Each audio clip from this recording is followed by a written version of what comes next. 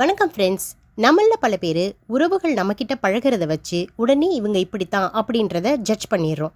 ஆனால் அப்படி பண்ணக்கூடாது அப்படின்னு சொல்கிறதுக்கு இந்த வீடியோவை பார்த்தீங்கன்னா உங்களுக்கே புரியும். அதுக்கு முன்னாடி இது வரைக்கும் வீடியோவை சப்ஸ்கிரைப் பண்ணாமல் பார்த்தீங்கன்னா சேனலை சப்ஸ்கிரைப் பண்ணி என்னை சப்போர்ட் பண்ணுங்கள். வாங்க வீடியோக்குள்ளே போகலாம். ஒரே மரம்தான், ஆனால் அதை பற்றி கேட்டப்போ 4 பேர் 4 விதமாக சொன்னாங்க.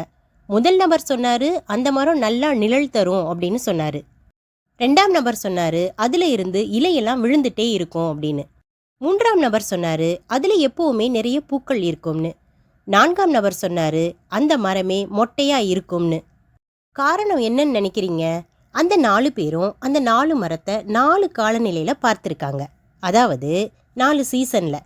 வெயிலில் பார்த்தவருக்கு அது நிழல் தந்திருக்குது, இலையுதிர் காலத்தில் பார்த்தவருக்கு இலை உதிர்றது தெரிஞ்சிருக்குது, வசந்த காலத்தில் பார்த்தவருக்கோ மரமெல்லாம் பூவாக தெரிஞ்சிருக்குது, குளிர்காலத்தில் பார்த்தவருக்கு மொட்டையாக தெரிஞ்சிருக்குது.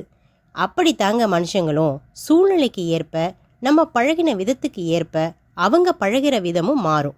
ஸோ ஒரு தடவை பார்த்ததை வச்சு யாரையுமே ஜட்ஜ் பண்ணாதீங்க. முக்கியமாக ஒன்று, யாருடைய முழு கதையும் தெரியாமல் முடிவு எடுக்காதீங்க. ஒவ்வொருவருக்குமே தனி பின்னணி இருக்கும். நம்ம யாரையாவது ஜட்ஜ் பண்ணும்போது அவர்களை புரிந்து கொள்ளும் வாய்ப்பை நாம் இழக்கிறோம். என்ன ஃப்ரெண்ட்ஸ், இந்த வீடியோ பிடிச்சிருந்துச்சின்னா லைக், ஷேர் அண்ட் கமெண்ட் பண்ணிக்கோங்க. நன்றி, வணக்கம்.